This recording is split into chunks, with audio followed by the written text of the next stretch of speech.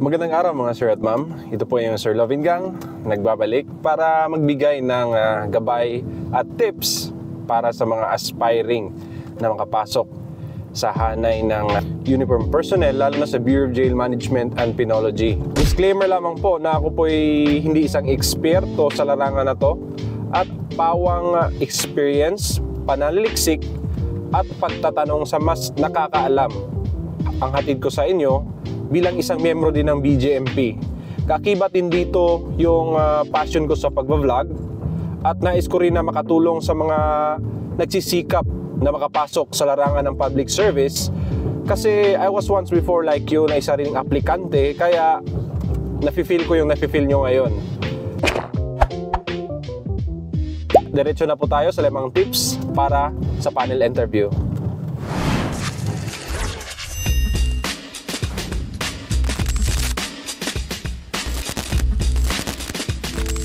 Tip number 1. Build a strong and first impression. Always bear in mind na ang mission at purpose mo is paano mo mabenta ang iyong sarili sa mga interviewers. Isipin mo lang na isa kang produkto na iniendorso ang iyong sarili, at take note na ang interview ay usually maglalast mga 5 to 10 minutes or higit pa. Kailangan na within the span of time is makagawa ka ng marka sa mga interviewer. At pinaka-importante dyan, yung first impression. Psychologically, lahat naman tayo ay nakabatay talaga sa first impression. Nadja-judge tayo dahil dyan. At ito talaga yung madalas na napapansin ng mga interviewer. Dahil lahat niyan ay may mga high-ranking officials. Kasama pa ang mga general. At tiyak na sanay na sila makasalamuha sa iba't ibang klase ng tao. Pagpasok mo pa lang sa silid, create a strong impression na ikaw ay isang dissenting tao na may dignidad at professional. Be mindful sa inyong lakad, lalo na sa iyong tindig. Iwasan mong mag-slouch, at pinaka-importante, lalo na itong pangalawang tip natin, ang dress accordingly.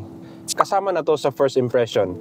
Kahit anong klaseng application pa yan, interview, automatic na naka-formal attire. During my time when I was applying, suot ko is all black suit with white dress shirt without a tie, at I was wearing also a black leather shoes. And make sure lang po na well polish ang hindi lang mukha, pati na yun rin yung hair nyo sa mga lalaki. At always naka-clean shave. Sa mga babae naman, importante maayos yung buhok. Kahit gaano pa man ka smooth at silky hair yung buhok mo, hindi naman tayo nag-a-apply sa para maging model ng Palmolive. Mas maigi pag nakaayos yan, nakatali, at mas maigi pag naka-hairnet. Kasi from time to time, pag makapasok na po kayo sa BJMP or sa kahit anong uniform service, lalo na sa PNP din, parte na po ng uniforme ng babae ang hairnet sa buhok nila. Sa mga babae, iwasan po natin yung makapal na makeup. Tip ko lang po na mag-wear lamang po ng light makeup sa mukha. At lalo na iwasan din magsuot yung mga very flashy na mga jewelries, yung malalaki na talaga. Tip number 3. Be confident and stand in a dignified manner. Isa sa mga pangunahing aspeto na dapat tandaan ng isang panel interview, lalo na sa posisyon sa BJMP, ay isang pakiramdam na may kumpiyansa sa buong proseso. Ipakita mo na hindi lamang puro kaalaman, kundi bilang isang tao, kaya mo ring harapin ang mga hamon ng trabaho at na may dignidad. Pangalawa, practice active listening.